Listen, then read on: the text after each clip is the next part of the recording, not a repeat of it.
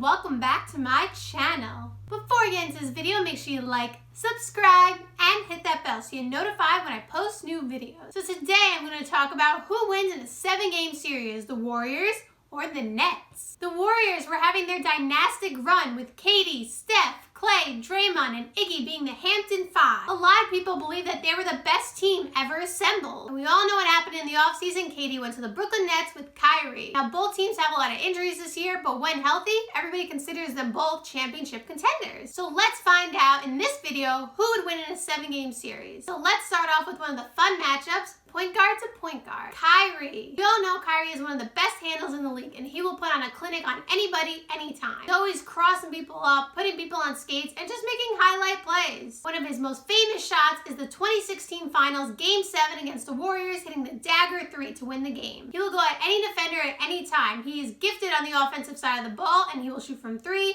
mid-range, or get to the rack. Now, his time on the offensive side of the ball will be a little bit tougher because he will have Clay on him, who is an elite defender. Steph Curry. I mean, what is there to say? Steph Curry is the greatest shooter of all time. One of my favorite memories of Steph's shooting ability is 2016, his unanimous MVP season, the game against OKC. The game was tied, it was overtime, and there was a few seconds left on the clock. Steph Curry pulls up from 40, drains a 3 to win the game. Or what about the same year in the playoffs, coming off a knee injury, he scores 17 in overtime versus Portland, a record. He will shoot from anywhere, anytime in the court. There is no spot on the court that is a bad shot for Steph Curry. He's as box office as it gets, and he will make sure to put on a show, especially versus his former teammate. Also because I think that the Nets will have Kyrie guarding him, and although Kyrie is a decent defender when he wants to be, he's not a lockdown defender. Therefore, I think Steph wins the matchup. Now let's talk about the shooting guards. I think Clay versus Kyrie LeVert is a very interesting matchup. Kyrie LeVert is a young, athletic player who has so much potential. I remember watching him a couple years ago when he wasn't getting all the hype he is now,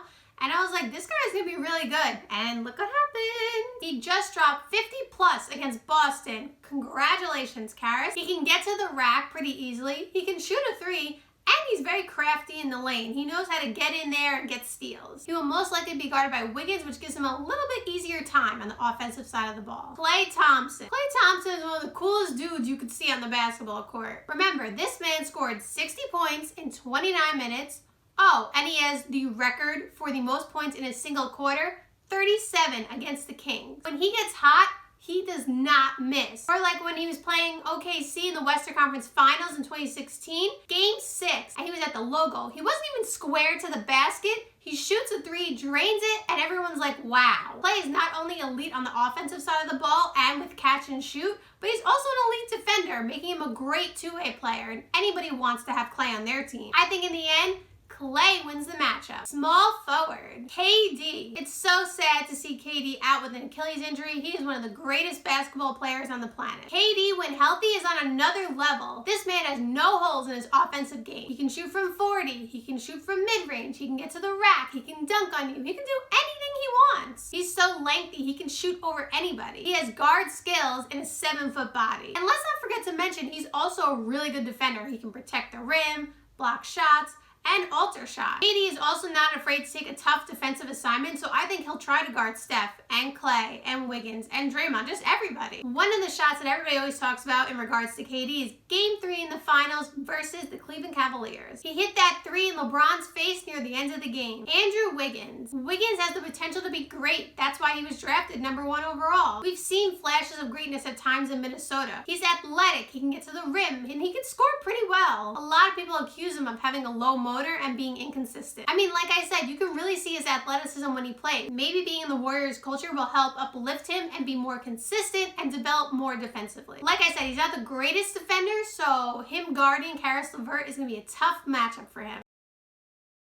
Power forward. Raymond versus Taurean Prince. Now, we all know Draymond is known for his defense. I mean, he's a defensive player of the year. He will lock you up whenever he wants. He's super determined and has a lot of heart when he plays.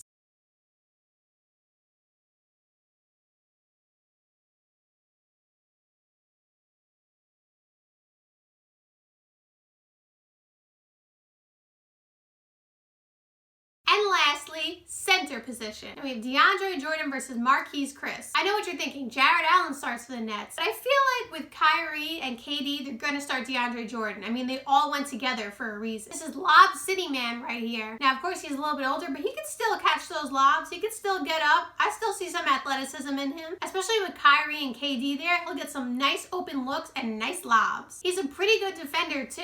His weakness is, of course, the free throw line. Just his presence being there on the court makes the team better. DeAndre Jordan's a veteran. He knows how to get away from Marquise Chris and get those open layups. Marquise Chris. Now, Marquise Chris has shown some nice athletic ability, and he just has been looking really good since he's been on the Warriors. He still has a lot to develop in his game, offensively and defensively. Since he's going to be playing with Steph and Clay and Draymond, the lane is going to be wide open, and it'll be a lot easier for him to get open shots. I think he's going to have a tough time guarding DeAndre Jordan because, like I said, he's a veteran. He knows how to get those open layups. In the end, I think DeAndre Jordan wins the matchup.